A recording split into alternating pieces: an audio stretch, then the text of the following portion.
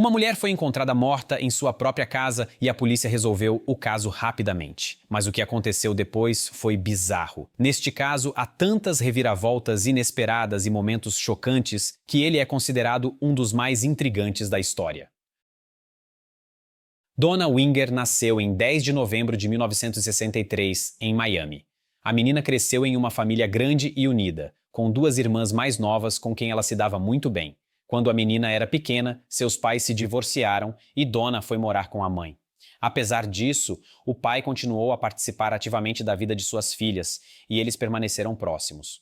Após a escola, Donna se formou em medicina e conseguiu um emprego como assistente de cirurgião em um hospital local.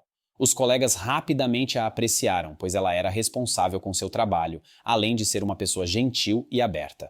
Sua vida estava se desenrolando muito bem. Mas para ser completamente feliz, Donna queria ter sua própria família. Nos anos 80, ela foi a um encontro com um homem chamado Mark Winger. Quase imediatamente, Donna percebeu que havia encontrado o homem da sua vida. Mark era charmoso e inteligente, trabalhava como engenheiro nuclear e sonhava em ter uma família grande. Eles começaram a namorar e, em 1989, decidiram se casar. Pouco tempo depois, Mark recebeu uma proposta de emprego em uma instalação nuclear na cidade de Springfield, no estado de Illinois. Para ele, era um grande passo na carreira, e eles, Donna e Mark, decidiram se mudar. O casal se instalou em um bairro bom e logo após a mudança, Donna conseguiu um emprego em um hospital local. Para a felicidade completa, apenas faltavam filhos para eles, Mark e Donna. Mas todas as suas tentativas se mostraram inúteis. Em algum momento, Donna descobriu que não conseguia engravidar por razões médicas, e isso foi um verdadeiro golpe para ela. Mark e Donna, ambos sonhando com uma família grande, tinham todas as condições para isso, mas o destino tinha outros planos. Então, o casal começou a pensar em adoção, mas sempre adiava essa decisão importante. Isso continuou até 1995, quando tudo mudou. Uma jovem grávida menor de idade deu entrada no hospital onde Donna trabalhava. Ela queria entregar seu filho para uma família amorosa, e Mark e Donna imediatamente tomaram a decisão. Em junho, logo após o parto, eles adotaram a menina e a chamaram de Bailey Elizabeth Winger. O dia em que eles a levaram para casa coincidiu com o aniversário do noivado deles. Os cônjuges e todos os parentes ficaram felizes por finalmente terem um filho. Em agosto daquele ano, Donna, com sua filha de 3 meses, viajou para a Flórida para ver seus pais, para que eles finalmente conhecessem sua neta. A família passou um tempo maravilhoso e algum tempo depois a mulher voltou para casa. Ela voou para o aeroporto mais próximo, localizado a 2 horas de Springfield, e depois contratou um táxi para sua cidade através de uma empresa especializada. Essa viagem estragou completamente o humor de Donna, pois o motorista se comportou de forma bastante inadequada durante todo o trajeto. Ele contou sobre como várias personalidades viviam dentro dele e as faziam fazer coisas terríveis como matar pessoas. Além disso, o motorista contou que participava regularmente de orgias e até convidou Donna a participar. O homem também infringia constantemente as regras de trânsito e dirigia o carro de forma bastante perigosa. Quando Donna chegou em casa, contou tudo para o marido e ele ficou furioso. Mark ligou para a empresa para a qual o motorista trabalhava e exigiu sua demissão. Descobriu-se que o motorista era Roger Carrington, de 27 anos, e após a reclamação, a administração decidiu suspendê-lo do trabalho. Mas isso não foi o fim. Durante a semana seguinte, o telefone de casa dos Wingers recebia ligações de um homem desconhecido que se recusava a se identificar e pedia para falar com Donna. Eles suspeitavam que Roger estava ligando e a mulher estava realmente preocupada com sua segurança, já que o homem sabia onde eles moravam. Ela temia que Roger pudesse machucá-la. Em 29 de agosto, a polícia de Springfield recebeu uma ligação de emergência. Mark Winger, em pânico, disse que um homem havia invadido sua casa e atacado Donna com um martelo. O marido chocado pegou sua arma e atirou no agressor. Os policiais chegaram à casa, onde os esperava uma visão assustadora. No chão, havia 2 corpos e perto deles estava Mark, em estado de pânico. Os policiais sentiram um pulso fraco nos 2 corpos no chão e chamaram uma ambulância, tentando ao mesmo tempo descobrir o que havia acontecido com o homem.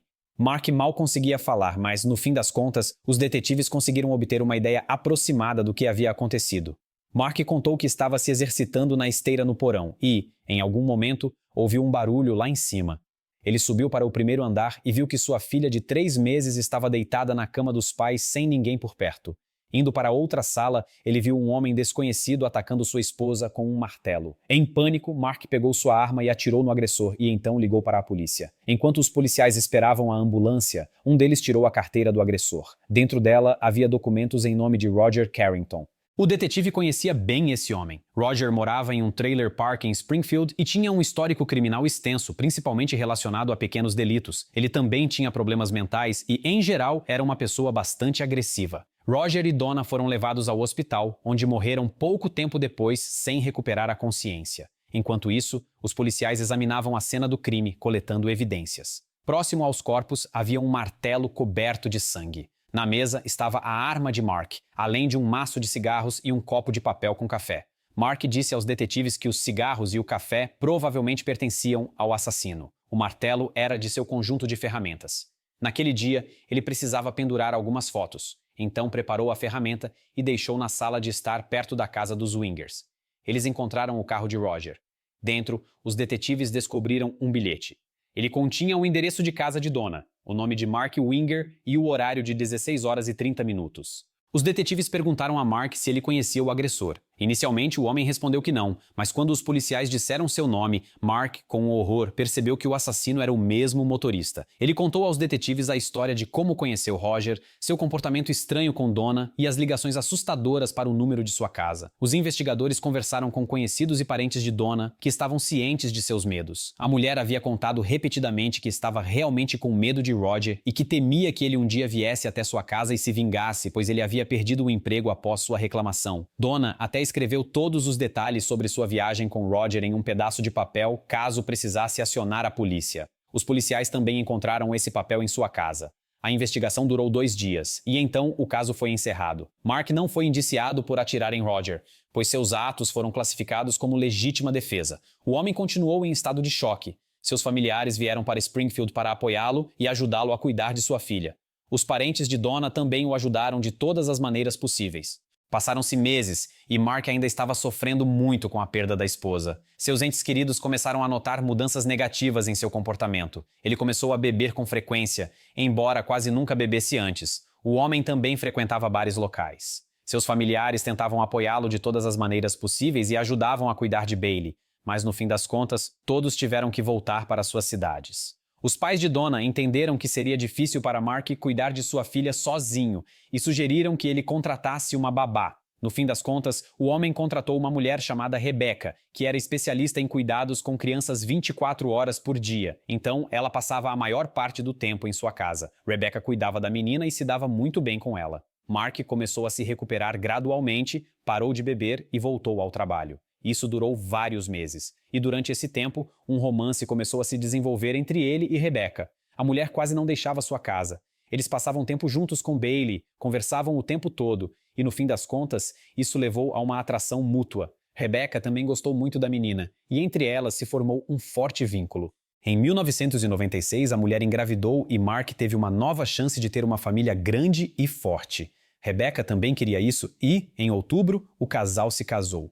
Os parentes de Mark e Donna ficaram surpresos que o homem tivesse um novo relacionamento apenas alguns meses após a morte de sua esposa. Mas no fim das contas, eles o apoiaram, pois a nova família era benéfica não apenas para ele, mas também para todos os parentes. Todos apreciaram Rebecca, vendo seu amor genuíno pela menina e seu cuidado. Mark decidiu vender sua casa, pois ela constantemente lhe lembrava a morte de Donna, e ele não queria criar seus filhos lá após o ocorrido. Ele e Rebecca decidiram comprar uma casa com um terreno grande fora da cidade, reformaram-na e começaram a construir sua nova vida. Em breve, eles tiveram uma menina. Nos próximos anos, o casal teve mais uma filha e um filho. Mark e Rebecca criaram 4 filhos, e o sonho do homem de ter uma família grande finalmente se tornou realidade. Com o tempo, Mark se afastou cada vez mais dos parentes de Donna, que tentavam fazer parte da vida de sua neta. O problema era que Bailey não se lembrava de Donna e considerava Rebecca sua mãe. Mark não queria que a menina soubesse sobre o passado trágico de sua família desde tenra idade e, no fim das contas, proibiu os pais de Donna de chamá-la de neta. Eles tentaram convencê-lo, mas no fim das contas desistiram de todas as tentativas. Os parentes entenderam que seria realmente melhor para a menina crescer longe do que havia acontecido. Nos anos seguintes, Mark e Rebecca viveram felizes em sua nova casa, criaram seus filhos e fizeram planos para o futuro. A tragédia do passado foi esquecida gradualmente. Em 1999, Mark decidiu processar a empresa que contratou Roger Harrington como motorista.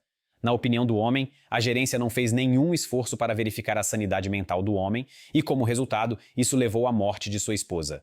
A empresa não quis assumir a culpa e Mark contratou um advogado para provar sua culpa. O tribunal precisava analisar todos os materiais do caso e, junto com as evidências, eles foram entregues aos advogados. Enquanto eles se preparavam para o julgamento, algo totalmente inesperado aconteceu. Em fevereiro de 1999, uma mulher chamada Diane Schultz chegou à polícia e contou aos detetives uma história chocante. Diane era a melhor amiga de Donna e trabalhava com ela no hospital. Quando Donna teve um filho, a mulher a ajudou ativamente a cuidar da menina. Mas a história de Diane virou tudo de cabeça para baixo. Ela confessou aos policiais que tinham um relacionamento íntimo com Mark que eles mantinham em segredo de seus cônjuges por vários meses. Tudo começou 3 meses antes da morte de Donna, quase ao mesmo tempo em que o casal adotou sua filha. Mark e Diane se encontravam em segredo, mas isso era apenas a ponta do iceberg. A mulher contou aos detetives que Mark queria se livrar da esposa para ficar com ela. Em uma ocasião, o homem disse: tudo seria muito mais simples se Donna simplesmente morresse. Então, ele começou a convencer Diane a ajudá-lo a executar um certo plano, mas não revelou seus detalhes para fazer isso. Mark disse que Diane só precisava ir até a casa, encontrar o corpo de sua esposa lá e ligar para a polícia. A mulher pensou que Mark não podia estar falando sério e estava apenas brincando, mas ele continuou a compartilhar coisas perturbadoras com ela. Depois que Donna se queixou a ele sobre o comportamento de Roger Harrington, ele contou isso a Diane e disse que planejava incriminar o motorista. O homem acrescentou que só precisava inventar uma maneira de atraí-lo para a casa. Uma semana antes do assassinato, ele ligou para Diane e perguntou se ela o amaria, aconteça o que acontecer. A mulher respondeu: sim. Alguns dias depois do assassinato de Donna, amigos e familiares se reuniram em sua casa para apoiar Mark. Quando o homem ficou sozinho com Diane, ele disse: parece que a polícia me acreditou. Eu fiz isso por nós. A mulher ficou chocada, mas Mark exigiu que ela não contasse nada a ninguém e ela o obedeceu. Após isso, eles continuaram a se encontrar em segredo e até trocaram alianças, planejando se casar em breve. Mas, nos meses seguintes, Mark começou um relacionamento romântico com a babá e, no fim das contas, terminou com Diane. A mulher ficou muito abalada. Por causa de Mark, ela guardou esse segredo terrível e, no fim, ele a trocou por outra. Diane não teve coragem de contar tudo isso à polícia, pois entendia que era parcialmente culpada. Nos próximos anos, a mulher tentou várias vezes tirar a própria vida e apenas 3 anos e meio depois, ela se recompôs e foi até a delegacia. Os detetives ficaram totalmente chocados. Durante todo esse tempo, Mark era considerado uma vítima e até um herói que tentou salvar sua amada esposa de um terrível assassino. Mas a história de Diane mudou tudo e os policiais olharam para o caso sob uma nova perspectiva. Os investigadores decidiram reexaminar as evidências, mas os esperava uma desagradável surpresa. Todas elas haviam sido transferidas para os advogados que estavam se preparando para o processo de Mark contra a empresa de transporte. Para recuperá-las era necessário tempo. Mas alguns dos materiais do caso ainda estavam na delegacia. Eram fotos da cena do crime. O detetive principal olhou para elas e, com horror, percebeu que durante todos esses anos eles não haviam notado coisas óbvias. Imediatamente após o assassinato, a investigação foi encerrada rapidamente, pois ninguém duvidava da culpa de Roger. Mas agora, quando o detetive pegou essas fotos pela primeira vez, ele percebeu que a localização dos corpos não correspondia em nada ao relato de Mark. O homem disse que quando ele entrou na sala, Donna estava deitada no chão e o criminoso estava a golpeando com o martelo de cima. Então, ele atirou nele e Roger caiu perto da mulher. Mas, na verdade, o corpo dele estava em uma direção oposta e o homem simplesmente não poderia ter caído para esse lado. O detetive entendeu que o relato de Mark era uma mentira e isso o fez repensar toda uma série de momentos que agora faziam muito mais sentido. Primeiro, ninguém entendeu como Roger entrou na casa. Não havia sinais de arrombamento e Donna certamente não teria aberto a porta para ele. Mas lembrando-se do bilhete dentro do carro de Roger, tudo se encaixou. Ele continha o nome de Mark e a hora, o que parecia ser um lembrete de um encontro. Lembrando-se do relato de Diane, o detetive concluiu que Mark, sob algum pretexto, chamou Roger para sua casa e o deixou entrar. Então, ele atirou nele. Em segundo lugar, eles encontraram uma faca e outros objetos no carro de Roger que ele poderia usar para matar, mas ele não os levou com ele, usando o martelo de Mark, que o homem tirou do armário naquele dia e deixou em um local visível. Tudo isso soava completamente ilógico se admitirmos que Roger havia ido até lá com o objetivo de matar. Além disso, ele deixou um maço de cigarros e um copo de papel com café na mesa. Um comportamento muito estranho para alguém que foi até lá para matar. O detetive ouviu novamente a gravação da ligação de emergência feita por Mark e novamente ficou chocado. Mark disse ao operador que havia atirado no agressor uma vez. Depois, um murmúrio masculino foi ouvido ao fundo, como se alguém estivesse tentando falar. Mark disse ao operador que sua filha estava chorando e que ele precisava ir até ela, e então desligou. Só que não há nenhum sinal de choro de criança na gravação e esse murmúrio possivelmente seria de Roger. O cenário mais realista seria o seguinte: Mark realmente atirou em Roger uma vez. Ao som do tiro, Donna correu para o local e o marido a golpeou com o martelo. Então ele ligou para a polícia e relatou o ocorrido fingindo estar em pânico. De repente, Roger recobrou a consciência e tentou dizer alguma coisa. Esses sons foram gravados na ligação. Mark fingiu que sua filha lhe estava chorando, desligou o telefone e atirou em Roger novamente. Outro fato que confirmava essa versão foi ignorado pelos investigadores. Os vizinhos de Mark e Donna, durante a investigação, disseram que ouviram 2 tiros, só que entre eles passaram cerca de 5 minutos. Isso não correspondia em nada ao relato de Mark, mas se encaixava perfeitamente em uma versão mais realista em que ele era o assassino. Mas isso não é tudo.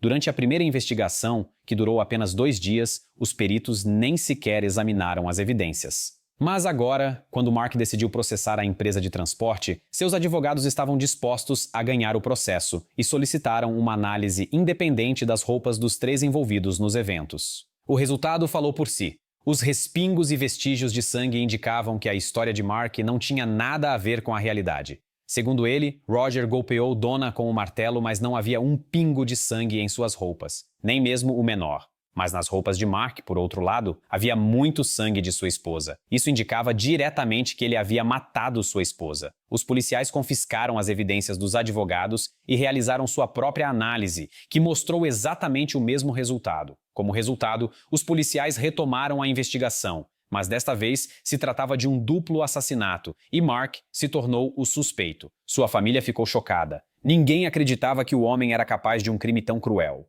Os parentes de Donna ficaram céticos em relação à informação sobre as suspeitas contra Mark até ouvirem tudo o que os detetives desenterraram. Os únicos que defenderam a inocência de Roger desde o início foram seus amigos e familiares. Eles sabiam de seu histórico criminal, mas não acreditavam que ele era capaz de assassinato. Além disso, o vizinho de Roger, com quem ele dividia um apartamento, havia dado aos policiais informações importantes que eles ignoraram no início. Logo após o assassinato, os detetives interrogaram o homem. Ele contou que no dia anterior, Roger havia recebido uma ligação. Ao desligar, ele escreveu em um pedaço de papel o endereço, o nome de Mark Winger e a hora. Tudo isso parecia ser um convite de Mark para um encontro, mas os policiais não deram muita importância a isso. O maior choque com toda essa situação foi sentido por Rebecca. Ela conhecia Mark como um pai amoroso e atencioso que nunca havia demonstrado agressão durante todo o tempo em que estiveram juntos. Ela se recusava a acreditar que esse homem pudesse ter espancado sua esposa com um martelo e incriminado outra pessoa.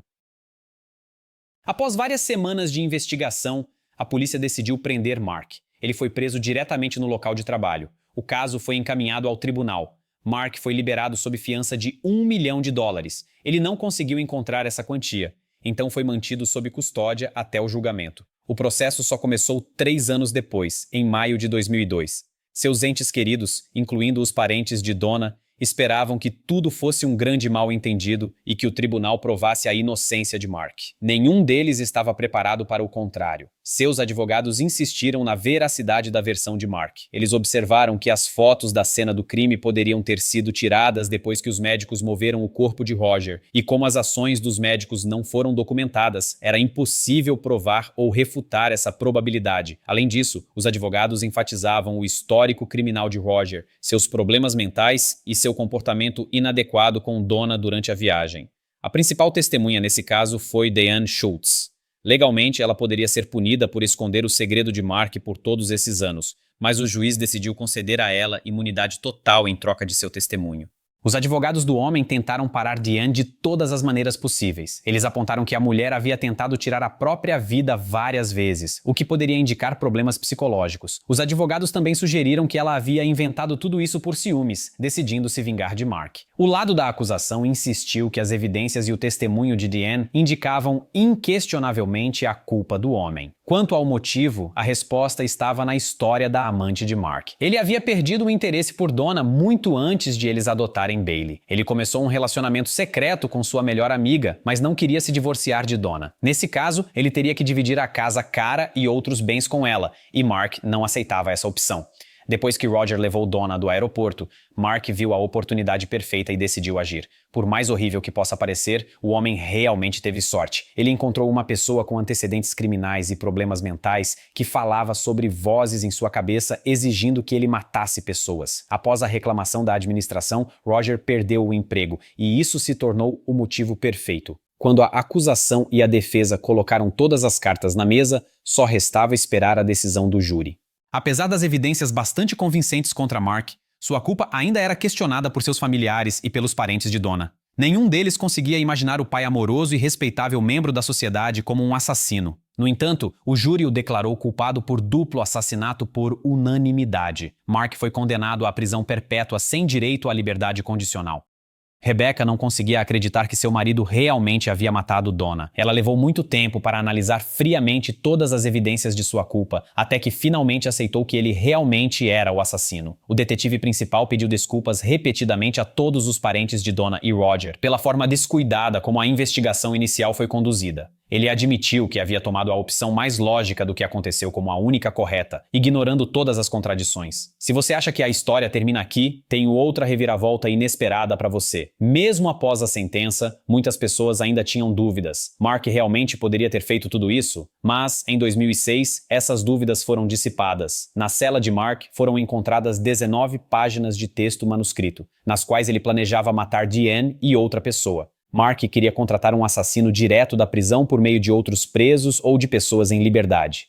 O desejo de matar Diane era compreensível. Ele queria se vingar da mulher por ela ter revelado todos os seus segredos à polícia. A segunda pessoa na lista era um homem chamado Jeffrey, seu amigo de infância. Os detetives rapidamente descobriram o motivo dessa decisão. Mark pediu 1 milhão a ele para pagar a fiança, mas o amigo se recusou a dar essa quantia. Essas páginas escritas à mão revelavam que Mark não apenas queria matar o homem, mas também queria receber um bom resgate dele. Antes, não era claro por que ele precisava de dinheiro em uma prisão perpétua. Talvez ele planejasse escapar ou conseguir a liberdade condicional em breve. No fim das contas, o homem foi julgado novamente e recebeu mais 35 anos de prisão por planejar um duplo assassinato. Depois disso, ninguém mais duvidou que Mark havia matado Donna. Rebecca criou seus 4 filhos sozinha, e agora todos eles sabem que tipo de monstro seu pai é. Eles mudaram o sobrenome e não pretendem se comunicar com Mark. Em 2019, Rebecca decidiu que Bailey deveria retomar o contato com os parentes de Donna, que não haviam desde os 3 anos de idade. Na época, ela tinha 24 anos. Ela viajou para a Flórida e passou um tempo maravilhoso com eles. Eles ainda se comunicam e a menina aprende mais sobre Donna com eles. Quanto a Mark, ele ainda está na prisão e nega sua culpa. Ele talvez nunca tivesse sido responsabilizado por seus crimes se não fossem 2 fatores que aconteceram quase simultaneamente. O primeiro foi o testemunho de sua ex-amante. Ela não conseguiu mais guardar esse segredo, especialmente ao ver o assassino criar uma nova família e criar filhos. O segundo fator foi a ganância de Mark. Quase 4 anos após o assassinato, ele decidiu processar o empregador de Roger por uma quantia considerável, embora ele próprio ganhasse muito bem. Aparentemente, ele não esperava que peritos externos examinassem as evidências com muito mais cuidado do que os detetives locais.